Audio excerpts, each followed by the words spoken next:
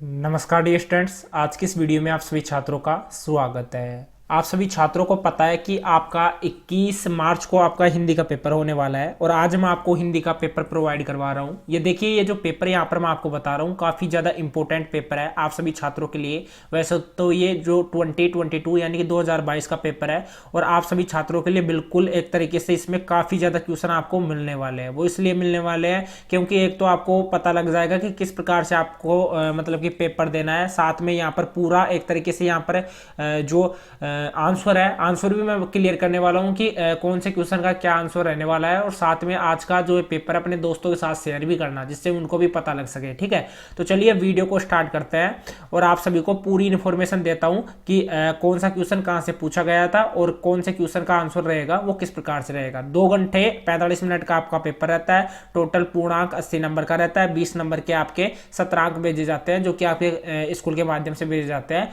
और उनमें भी आपकी अटेंडेंस के अलग रहते हैं, साथ में आपकी सिंसियरिटी के अलग रहते हैं। तो ये चीजें आपको खुद को ध्यान में रखना होगा। ठीक है, अब कुछ इंस्ट्रक्शन है यानी कि दिशा निर्देश है जो कि आप यहाँ पर पढ़ सकते हो। ये पूरा पेपर आपको मैं टेलीग्राम पर भी प्रोवाइड करवा दूंगा। टेलीग्राम का लिंक डिस्क्रिप्शन बॉक्स में दे रखा हूँ। और देखो, मैं पहले बोल रहा हूँ अगर आप 10th के स्टूडेंट हो तो आप वीडियो को पूरा एंड तक वॉच करना। वो इसलिए बोल रहा हूँ कि आपका जो 21 मार्च को पेपर होने वाला है वो आपके लिए काफी इंपॉर्टेंट रहेगा, मुझे पता है। और उससे रिलेटेड आपको मैं लगभग 2 या 3 साल के जो बैक ईयर के पेपर है विद सॉल्यूशन आपको मैं प्रोवाइड करवा दूंगा अगर आप मुझे कमेंट बॉक्स में कमेंट करके बोलोगे। ठीक है, अभी ये पेपर है हिंदी का, वो आपको मैं बता रहा हूं। जैसे आपका पेपर होने वाला है मंगलवार 21 मार्च को, तो उससे पहले इस पेपर को देखकर जरूर जाना।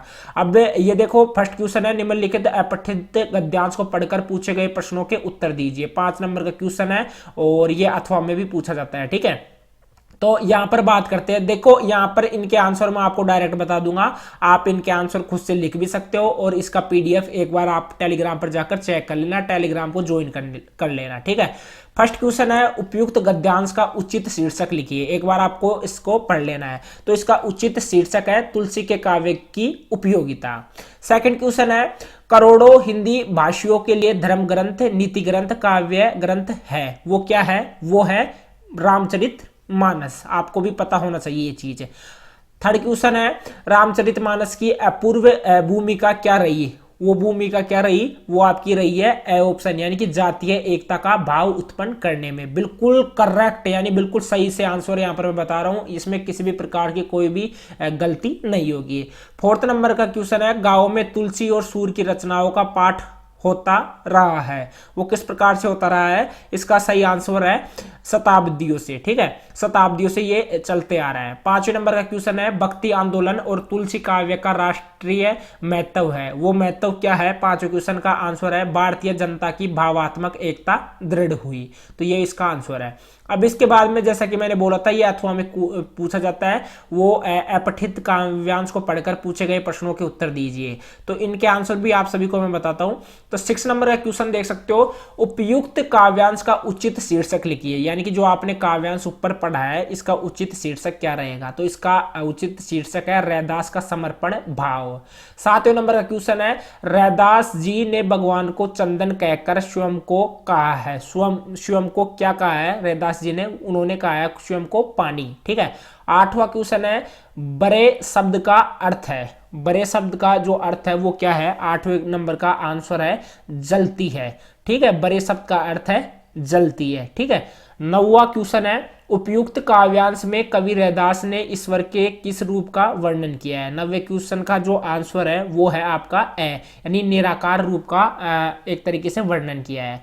10वें नंबर का क्वेश्चन देख सकते हो, वो है कि सोने से सुहागा होना मुहावरे का अर्थ है। तो इसका अर्थ है स ऑप्शन, यानी कि किसी विशेष वस्तु में दूसरी वस्तु के मेल में उसमें विशिष्ट गुण का समावेश हो जाना, इसका अर्थ होता है सोने में सुहागा। ठीक है। नेक्स्ट क्वेश्चन है 10वें नंबर का क्वेश्चन, जो कि यहाँ पर आप सभी छात्रों को मैंने क्लियर कर दिया। 11वें नंबर का क्वेश्चन आप देख सकते हो, देहाती दुनिया उपन्यास से लिया गया पाठ है, तो वो है पाता का आंचल से, यानी कि माता के आंचल से।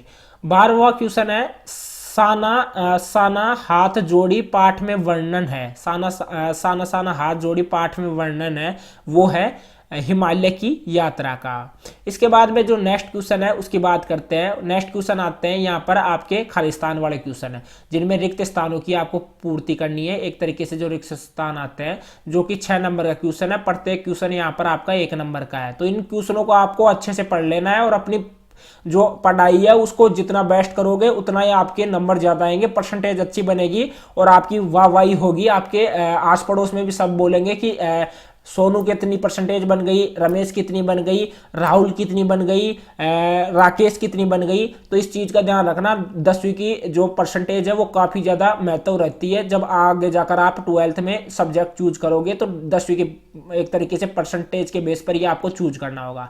तो दूसरा क्वेश्चन है इसका जो फर्स्ट आंसर है, यानी कि जिस संज्ञा शब्द से खालिस्तान के नाम का बोध होता है उसे व्यक्तिवाचक संज्ञा कहते हैं। तो जिस शब्द से यानी कि एक तरीके से एक व्यक्ति विशेष, वस्तु या स्थान आदि के नाम का बोध होता है उसे व्यक्तिवाचक संज्ञा कहते हैं। यह आंसर आपको कोई नहीं बताएगा जितना मैं बता रहा हूं। सेकंड क्वेश्चन है, जो सर्वनाम निकटस्थ अथवा दूरस्थ व्यक्ति का पदार्थ की ओर खालिस्तान संकेत करते हैं उन्हें निश्चयवाचक सर्वनाम कहते हैं। यानी कि और निश्चित संकेत करते हैं, यानी कि निश्चित जो संकेत करते हैं उन्हें निश्चयवाचक सर्वनाम कहते हैं। तीसरा क्वेश्चन है, विशेषण खालिस्तान प्रकार के होते हैं। विशेषण आपके 4 से 5 प्रकार के। देखो कुछ स्टूडेंट बोलेंगे कि सर हमें तो 4 प्रकार के पढ़ाए हैं और कुछ स्टूडेंट बोलेंगे कि 5 प्रकार के पढ़ाए हैं। तो मेरा मत रहेगा कि 5 प्रकार के आपके विशेषण होते हैं। वैसे कुछ आपको 4 प्रकार के पढ़ाते हैं, इसलिए आपके मन में कंफ्यूजन ना हो इसलिए मैं पहले बता देता हूं। चौथा नंबर का क्वेश्चन है, ऐसे शब्द जिनके स्वरूप में लिंग, वचन, काल आदि के प्रभाव से कोई खालिस्तान नहीं होता, अविकारी शब्द का या अव्यय कहलाते हैं। 14 का आंसर है विकार, यानी कोई विकार नहीं होता, वो अविकारी या अव्यय कहलाते हैं। 5वें नंबर का क्वेश्चन है, संस्कृत में कुल उपसर्ग होते हैं। संस्कृत में कितने उपसर्ग होते हैं? संस्कृत में 22 उपसर्ग होते हैं। ठीक है। 6वें नंबर का क्वेश्चन है, वे प्रत्यय जो धातुओं अथवा क्रिया के अंत में लगकर नए शब्दों की रचना करते हैं उन्हें क्या कहते हैं? उन्हें कृत प्रत्यय कहते हैं। कौन सा प्रत्यय? कृत प्रत्यय कहते हैं। तीसरे नंबर का क्वेश्चन है, इनके आंसर आपको मिल जाएंगे, वैसे मैंने बता दिया है, अगर नहीं पता हो तो एक बार अपनी नोटबुक में लिख लेना। जो मैं बोल रहा हूं इसको एक तरीके से स्पीड में करके आप अपनी नोटबुक में लिख लेना आंसर को, और यहाँ से अपनी जो तैयारी है उसको बेस्ट कर लेना। तीसरे नंबर के जो क्वेश्चन है वो आपकी मतलब कि ग्रामर से पूछे जा रहे हैं कि निम्नलिखित अति लघुतरात्मक प्रश्नों के उत्तर दीजिए, और प्रत्येक प्रश्न के लिए उत्तर सीमा लगभग 20 शब्द है। ठीक है। पहला क्वेश्चन है, संधि की परिभाषा लिखते हुए स्वर संधि के प्रकार लिखिए। ठीक है। तो संधि की परिभाषा क्या होती है कि 2 वर्णों के मेल को जिसमें सार्थक अर्थ हो उसे एक तरीके से संधि कहते हैं, और स्वर संधि के 5 प्रकार होते हैं। दूसरा क्वेश्चन है, कर्मधारय और बहुव्रीहि समास में अंतर लिखिए। कर्मधारय समास वो होता है जो कि शब्द दोनों ही प्रधान होते हैं और साथ में विशेष्य विशेषण हो या उपमेय या उपमान होता हो। लेकिन बात करें इसकी तुलना में बहुव्रीहि समास की, तो बहुव्रीहि समास में दोनों में से कोई प्रधान नहीं होता है, कोई तीसरा ही इसमें प्रधान होता है। तीसरा क्वेश्चन है, आकाश टूटना मुहावरे का अर्थ है। इसका अर्थ है अचानक बड़ी विपत्ति आ जाना। चौथा क्वेश्चन है, अंधा बाटे रेवड़ी फिर अपने को दे, लोकोक्ति का अर्थ आपको बताना है। यानी कि अगर कोई व्यक्ति यानी कि कोई व्यक्ति है जिसके पास अधिकार, अगर उसको किसी प्रकार से अधिकार मिल जाता है तो वो अपने अपने लोगों का ही भला करता है, तो इसको बोलते हैं कि अंधा बाटे रेवड़ी फिर अपने को दे। यानी कि आप ऐसे समझ लीजिए जी कि जैसे कि कांग्रेस में राहुल गांधी जीत गया तो कुछ विशेष वर्ग के जो स्टूडेंट मतलब कि लोग हैं उनको ही फायदा मिलेगा। तो एक तरीके से समझ सकते हो ये चीजें। ठीक है। 5वां क्वेश्चन देख सकते हो कि नेताजी का चश्मा पाठ किसके योगदान को दर्शाता है, ये आप अपनी नोटबुक से देख लेना। 6वां क्वेश्चन है, मन्नू भंडारी के पिता की सबसे बड़ी दुर्बलता क्या थी, यह आपको आपकी नोटबुक से देखने को मिल जाएगा। 7वां क्वेश्चन है, नौबत खाने में इबादत पाठ किसके बारे में है, यह आप अपनी बुक से देख लेना। उद्धो तुम हो अति बड़भागी, गोपियों ने ऐसा क्यों कहा, ये उद्धव को संबोधित करते हुए गोपियां बोल रही है, यह आपको अपनी किताब में मिल जाएगा। ठीक है। परशुराम जी का गुस्सा कैसे शांत हुआ? तो परशुराम जी का गुस्सा लक्ष्मण के कुछ शब्द सुनकर या राम जी के शब्द सुनकर शांत हुआ था। 10वां क्वेश्चन है, आत्मकथ्य कविता में किसकी अभिव्यक्ति हुई है? यह आपको अपनी नोटबुक से देख लेना है। इसके बाद में माता का अंचल पाठ में किसका चित्रण किया गया है? यह आपको अपनी नोटबुक से देखना है। यूम थांग का अर्थ लिखिए, यह कहाँ स्थित है? यह आपको अपनी नोटबुक में देखने को मिल जाएगा। ठीक है, जो क्वेश्चन आपके लिए हार्ड है वो यहां पर मैं बता देता हूं, बाकी तो आपको अपनी नोटबुक में देख लेना है। हालदार साहब ने पान वाले से क्या पूछा और पान वाले ने क्या उत्तर दिया? 2 नंबर का क्वेश्चन है, ध्यान में रखना। बाल गोविंद भगत रेखा चित्र के माध्यम से किसके चरित्र का उद्घाटन किया गया है? 6ठा क्वेश्चन है, नवाब साहब ने खीरे की फांकों को बिना खाए ही क्यों फेंक दिया? क्योंकि वो नवाबी शौक था और वो लोगों को दिखाना चाहता था कि मतलब कि हम खीरे नहीं खाते हैं, ओनली खीरे की सुगंध को ही से ही हम पेट भर लेते हैं। 7वां क्वेश्चन है कि काशी में मरण भी मंगल क्यों माना गया है? नौबत खाने में इबादत पाठ के आधार पर आपको ही समझाना है। गोपियों ने रात रम किसे कहा है और क्यों कहा है? ये उद्धव को संबोधित करके बोल रही है। 9वां क्वेश्चन है, क्रिया को परिभाषित करते हुए कर्म के आधार पर क्रिया को उदाहरण सही समझाइए। कर्म के आधार पर क्रिया 2 प्रकार की होती है और किसी काम का होना या उसे करना क्रिया कहलाता है, आपको सीधा सा पता है। 10वां क्वेश्चन है, मां ने कहा लड़की होना पर लड़की जैसी दिखाई मत देना, ऐसा कवि ने क्यों कहा? आज से स्पष्ट कीजिए। आजकल की फैशन जो चल रही है, जो फटी फटी जींस देख रहे हो आप लोग, तो उनके आधार पर यहाँ पर समझाया है। देखो अब के जमाने के हिसाब से आप देखोगे तो यहाँ पर बिल्कुल सही बोला है कि मां ने कहा लड़की होना पर लड़की जैसी दिखाई मत देना। 11वां क्वेश्चन है, उत्साह कविता के माध्यम से कवि ने क्या संदेश दिया है? खुद को ध्यान में रखना होगा, आपको नोटबुक से देख लेना। ग्रामीण अंचल में बच्चों के खेल कैसे होते थे? माता का आंचल पाठ के आधार पर समझा लेना। ठीक है, और बाकी 13वां क्वेश्चन आपको किताब से मिल जाएगा। तीस्ता नदी या आपको किताब से, यशपाल, ये सब कुछ आपको किताब से देखने को मिल जाएगा। साथ में जो कवि सूर्यकांत त्रिपाठी निराला है उसके कृतित्व संक्षेप में आपको बताना है। साथ में तुलसीदास के व्यक्तित्व को आपको संक्षेप में बताना है, यह आप खुद से कर लेना। 17वें नंबर का क्वेश्चन है, इसकी सप्रसंग व्याख्या करनी है। ये 2 भागों में है, एक तो फर्स्ट है और दूसरा अथवा में है, आप चाहो वो कर सकते हो। 18वां क्वेश्चन है, निम्नलिखित पठित पद्यांश की सप्रसंग व्याख्या कीजिए। एक तो पठित होता है और एक अपठित पद्यांश होता है। ठीक है, गद्यांश और पद्यांश इनका ध्यान में रखना, और ये चीजें हैं जो कि मैंने आपको बता दिया है। ठीक है, 20वां क्वेश्चन आपको अपनी बुक से मिल जाएगा। नेक्स्ट क्वेश्चन देखते हैं। नेक्स्ट क्वेश्चन है कि निम्नलिखित विषयों में से किसी एक विषय पर 300 से 350 शब्दों में एक निबंध लिखना है। जीवन में खेलों का महत्व, वैश्विक महामारी कोरोना, और ये देखो सभी आपको पढ़ा दिए हैं, बाकी सभी क्वेश्चन आपके लिए इंपॉर्टेंट है।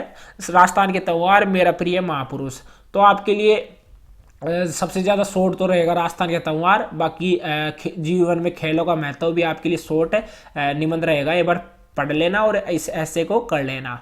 वैसे आपको बता दूं कि इंग्लिश में जो निबंध रहता है उसको ऐसे बोलते हैं। ठीक है, और ये है आपका एप्लीकेशन। आप राजकीय उच्च माध्यमिक विद्यालय अर्णव नगर के सुरेश हो, आपके विद्यालय के पुस्तकालय में बालोपयोगी पुस्तकें मंगवाने हेतु प्रधानाचार्य को एक प्रार्थना पत्र लिखिए।